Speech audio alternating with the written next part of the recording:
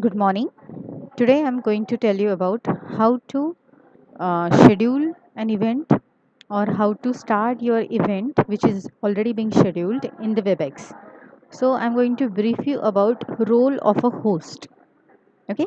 So first of all, you need some credentials to be a host for WebEx. Like this is the WebEx link allotted to our college. Okay. So click on this link. The link will get opened in a new window of WebEx. Okay. Now you click on this sign in button. So you just sign in with the ID provided. There are different IDs and each meeting is conducted in a separate ID if the meeting is scheduled at the same time. Otherwise you can use same ID to schedule a day long meeting. So suppose I am using here ID 7102324 at the rate risumi.net. This is the login ID through which I'll be logging in. Now here you can put the password. The password I have already put over here. Okay. The credentials will be provided to you through your MIS in charge or the timetable in charge or any authorized person who is having all these credentials. And now you can start a particular meeting once you are logging in. You can see the meeting, start the meeting here, or you can schedule the meeting like this. Okay, so I can schedule the meeting. Mostly if you want to schedule a training is for student, or if you want to schedule an event, you can schedule it from here. So suppose WebEx events, I go in.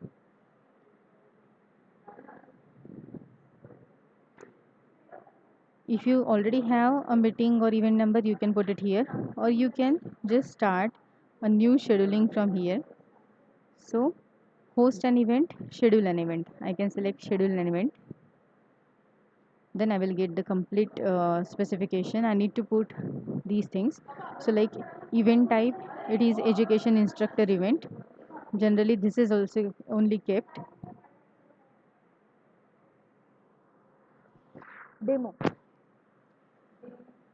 Then you put the event name, like suppose I am putting a demo.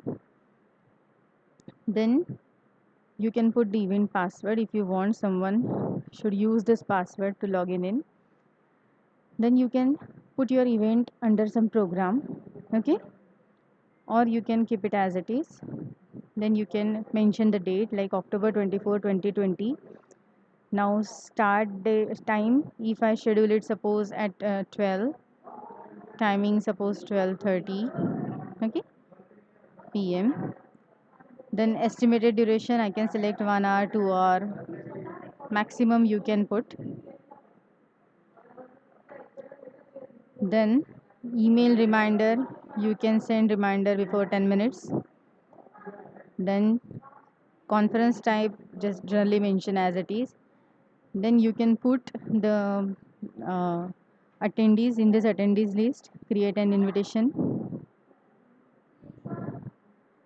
You can put here name of the attendee, like I am having some attendees save here.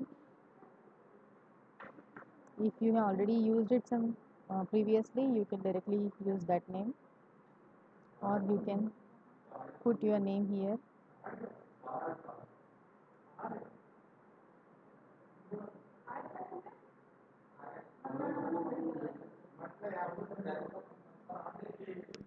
You can put phone number, only required things you can put otherwise. And add to invitation list. Now select this and click on invite. Names will be added to the list, and now attendee is selected. You can also add a panelist. Suppose I am also adding a panelist. Suppose I put my name as a panelist. Add to invitee. I select this and invite.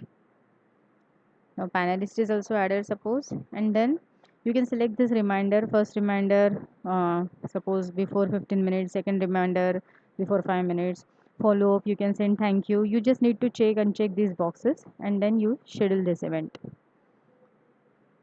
Now this event is scheduled, and to whom you want to send invitation? To send invitation to host, panelists, attendees, everyone, and then you click on send now. The invitation will be sent like this.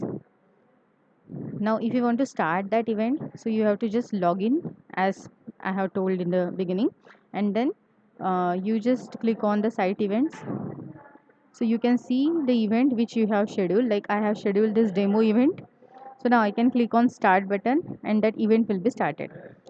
So I am the host, so I can start that event even before the scheduled time. Okay, and no one can join your event unless and until you start it. So you need to start the event first, then everyone can join the event, right? Now one more thing, if Webex is not there in your desktop, then when you click on such start or join, yes, suppose I start the event. Now the event has started, I am inside this Webex window. Okay, if I am not able to see any participant etc over here, then what I can do is, yes, let it get started first. Yes, I got started. I can mute unmute myself. I can start my video.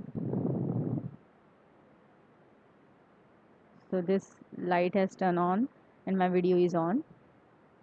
I can stop it. Then I can go to view. I can go to panels. I can go to manage panels.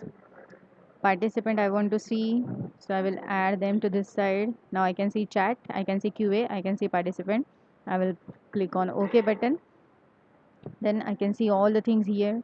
Now if I want to make someone presenter, now who is presenter? The one who is having this blue dot. So if I want to make someone presenter, I need to just right click on the name of that and change role to. So here I will get presenter, panelist, attendee. So I can change role. I can make someone else host also. So change role to is very important. Right click on the name and then you can change the role. You can change the role of any attendee also. Okay. So in this way you can manage. You can record your current uh, event. So here is the record button for host. Only host can record. So you can record this button. Click on the record button. Recording will start. Okay.